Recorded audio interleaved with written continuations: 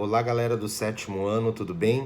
Hoje eu vou dar início ao capítulo 3, América, Povos, Reinos e Impérios Antigos, tá? Agora nós vamos para o vídeo de História, tá bom?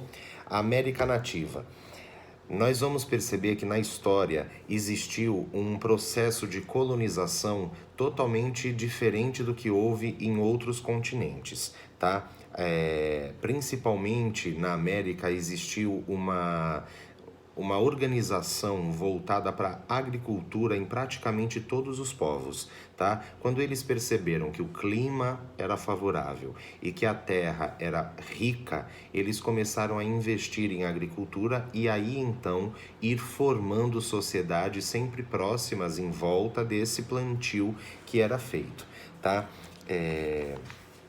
As primeiras sociedades americanas, a gente tem aí na página 55 e 54, as primeiras sociedades americanas no mapinha aí dito para vocês, né, onde ficavam elas, né, em todo o continente americano, tanto na parte norte, central e sul, tá?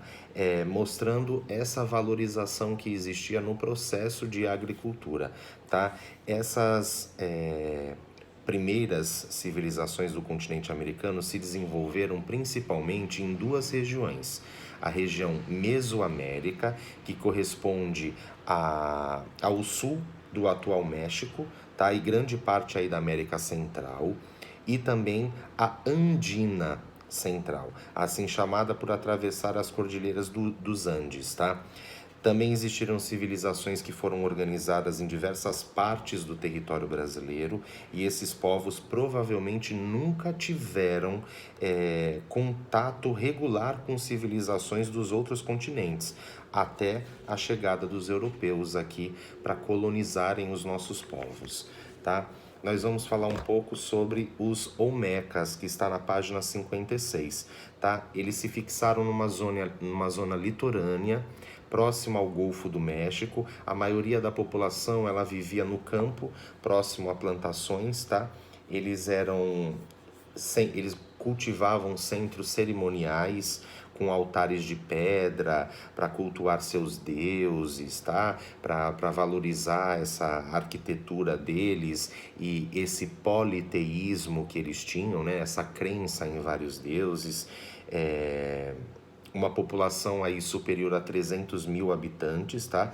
A civilização, ela se firmou na região até 200 antes de Cristo, tá bom? Então, é importante que vocês deem uma lida aí na página 56, que fala sobre os Olmecas, quem eram eles, né? Como que eles se organizavam.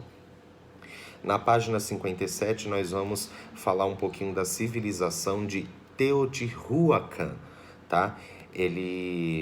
A cidade de Teotihuacan passou a dominar a região situada no nordeste da Cidade do México. O seu apogeu, né, o seu auge aí foi entre os séculos 5 e 7, tá? Teotihuacan dominou diversos povos vizinhos que eram obrigados a pagar para eles tributos e a manter relações comerciais com a cidade, porque a cidade de Teotihuacan era uma cidade muito forte no comércio. Eles produziam muitos materiais e vendiam muito, tá? Levantavam muito money, muito dinheirinho. O fim da civilização, ela se deu depois do ano de 650, quando foi incendiada, tá? Possivelmente foi em razão da revolta dos camponeses e os ataques externos. Revolta dos camponeses no que diz respeito à pressão que eles sofriam, aos altos impostos que eles tinham que pagar, os tributos e etc, tá? É uma cidade, como nós podemos ver aí na imagem da página 57, que ela se destacou por ser uma cidade planificada, tá? Sem grandes elevações, tá? Foram construídas pirâmides aí, as famosas pirâmides do Sol e da Lua, né? E ainda havia o templo aí da serpente emplumada, ou o templo de Quetzalcoatl, tá? Que representava as forças do universo. Na página seguinte, a gente vai falar, na página 58, um pouquinho sobre os maias, tá? Era uma civilização que se desenvolveu na região da Península de Yucatán, no México, tá? Eles herdaram influências aí das civilizações anteriores, né? Eles tiveram seu apogeu tanto econômico quanto cultural entre os séculos 3 e 4. Tá? Na verdade, a apostila dita para a gente aí entre os 3 e 5, porque depois do século 4 também tiveram algumas manifestações. Os povos maias tinham a agricultura como atividade central deles, tá? Com destaque para a plantação de uma variedade de milho, tá? Esses povos aí, eles eram comerciantes, arquitetos, escultores, soldados, artesãos. Era uma civilização mais evoluída do que a primeira que a gente viu, tá? Então eles começaram a desenvolver novas técnicas aí de trabalho, tá? Aqui tem um mapinha que mostra pra gente a civilização maia, onde que ela se fixou, né? Onde que ela se estabeleceu, tá? Também os maias eram detentores de saberes importantíssimos para o tempo, que eram saberes voltados à astronomia e à matemática, tá? E aí nós vamos falar um pouquinho sobre os astecas, que está na página 60, tá? Os astecas, eles eram grupos de caçadores-coletores, nômades, tá? Por que nômades? Porque eles estavam sempre buscando novos territórios para se fixar, buscavam territórios bons, né? Principalmente para a questão do plantio, na região central aí do México, né? Eles fundaram a cidade de Tenochtitlan, em uma ilha, tá? No México. Eles eram totalmente centralizados, eles tinham uma cidade-estado que comandava todos os outros pedaços aí desse Império Azteca, controlavam as atividades agrícolas, né? Determinava a construção de sistemas principalmente de irrigação e cuidava da cobrança de imposto. A sociedade era composta por nobres, sacerdotes, comerciantes, artesãos, camponeses, carregadores e escravizados. Tá? Esses escravizados, em geral, eles eram prisioneiros de guerra deles, tá? Os camponeses viviam em agrupamentos, tá? E eles produziam muito milho, feijão, abóbora, cacau e pimentas, tá? A cultura azteca possuía um avançado conhecimento matemático e astronômico que permitiam a elaboração dos calendários, tá certo? Os astecas, eles eram politeístas, isso quer dizer que eles acreditavam em vários deuses, tá? E tinham práticas até de sacrifícios humanos para agradar esses deuses, tá certo? E aí, nessas antigas civilizações aí, dos impérios antigos que nós estamos vendo, nós temos aí o Império Inca, que está na página 62. Esse Império Inca, ele ficou perto do Peru, né?